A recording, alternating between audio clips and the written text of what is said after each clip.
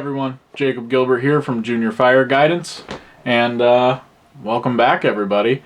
So I'm sure as you all know, I've been away for quite some time, and that is actually because I have been spending the past 2 summers as a wildland firefighter here in New England. And so I figured what better way to kind of get back into things than give you guys a little history on what's been going on and some of my experiences. And yeah, welcome back everybody. Let's get started.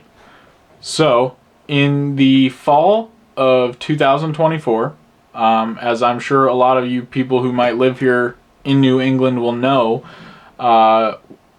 New England was hit by a firestorm. We had an incredible drought going into our fall season, with little to no precipitation, making all the fuel and everything here very vulnerable and ready to burn. And that's exactly what happened. We had everything from human caused fires, which is very common around here.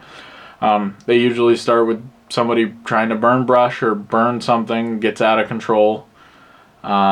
And actually something you don't see in New England very often is a red flag warning. And between Connecticut, Massachusetts, those were the main 2. But Vermont, Maine, all those places, we're just seeing an incredible amount of fire that you don't naturally see in those areas.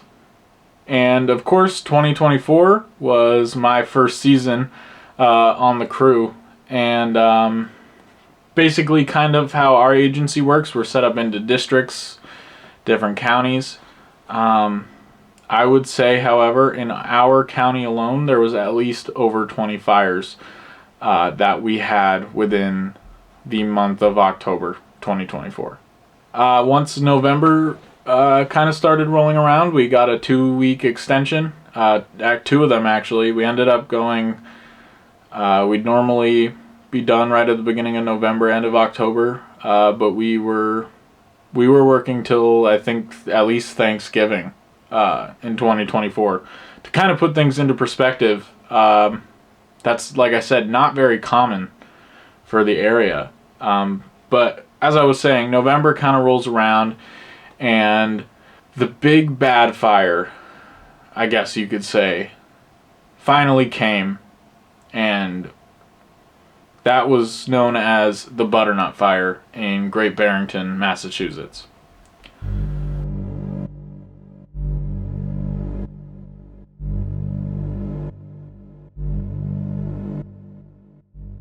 I believe crews spent a minimum of 2 to 3 weeks on that fire before it was finally cold. We were sent to that fire as well, kind of for the mop-up stage and GPSing, getting a line around the fire in the sense of mapping it out so we can actually see what it looks like, mapped out on screen, count how many acres there actually is. It's a whole long process, something I'd be happy to go over in the future if you guys are interested. So yeah, we did mop-up and all that, but that was the biggest fire of the year. And there were 1 or 2 others that grew to be quite large, but nothing quite as big as the Butternut Fire. So now, not only did we spend a lot of time actually fighting fire, but one of the other things we did was actually operate the fire towers, spotting fires, getting the weather sent out to all the towns in our district so they have an idea what the fire danger is like for the day.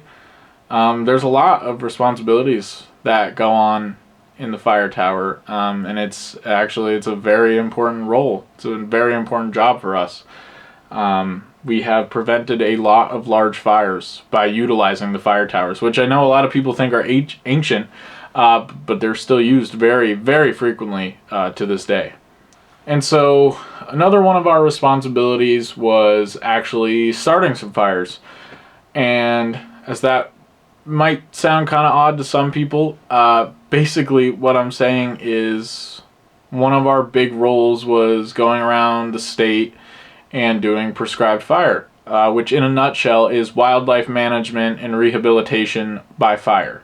So we put fire on the ground, and it rips through certain plants that need to, and this is just a very basic rundown. You know what I mean? It's something we're going to do a video on for sure. We're going to have a good prescribed fire video coming out probably this coming summer, maybe even sooner.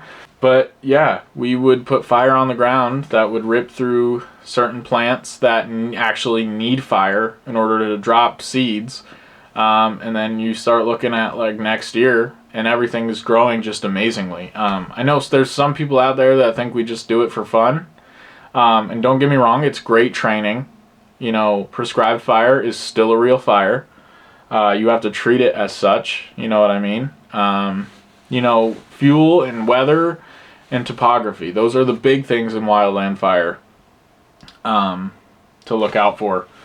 And it all comes into play, whether it's a real fire, prescribed fire, etc. It's a dangerous job. It takes a lot of work, a lot of strength to get through it. But I know from experience that if you feel like you were called to do something, you're going to make it happen, no matter how hard it gets. You know what I mean? And that's our goal. That's Junior Fire Guidance's goal, is to help people who have that drive get to where they want to be in the fire service. Whether that's full-time firefighter, volunteer, wildland, you name it, we're here to help you. So with that being said, guys, I think I'm going to wrap this up. I know this was kind of a quick little video, but I'm just testing out the new kind of studio here, getting used to some things, getting back in the flow of making videos. It's been busy, guys, but we're excited to be back. We have awesome stuff coming, so stay tuned, guys. Stay safe, put that work in, and we are here for all of you in the fire service, and we're going to do the best that we can to grow this community, bring the new generation of firefighters in. So that said, guys, stay safe, take care. I'll see you guys soon.